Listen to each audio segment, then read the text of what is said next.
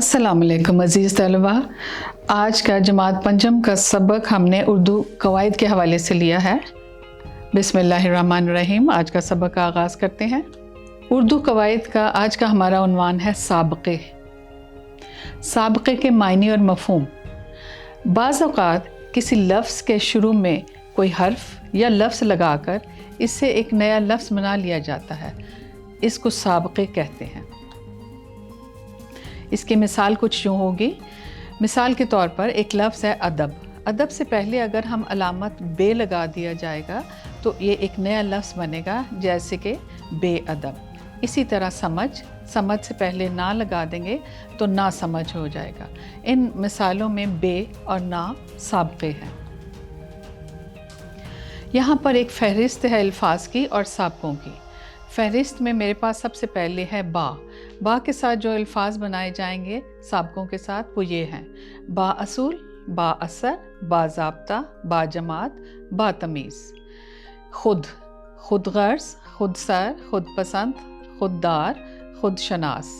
खुश नसीब, खुश ज़ायका, खुश ज़ौक़, खुश इख़लाक़, खुशहाल। ला इलाज, ला ताल्लुक़, ला हासिल, लापरवाह, ला कानूनियत।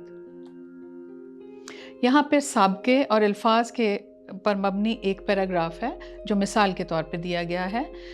साबकों के साथ अल्फाज बनाए गए हैं वो ये हैं: बाकायदा, नाउमीदी, कम हिम्मत, बाखबर, ला इलाज, काबिल गौर।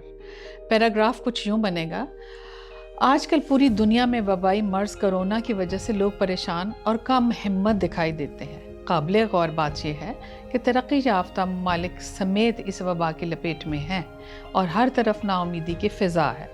इस बीमारी को लाइलाज तस्वुर किया जा रहा है।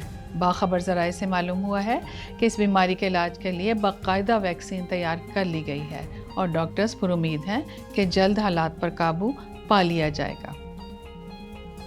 जी, मैं असाइनमेंट के तौर पर आपको दे रही हूँ कि साबके दिए गए साबकों की मदद से पैराग्राफ आपने लिखना है।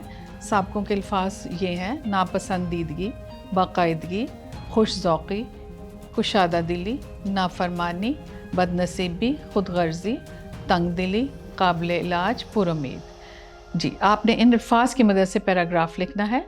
आपके तावन और तवज्जो का शुक्रिया। अल्लाह हाफ़िज़।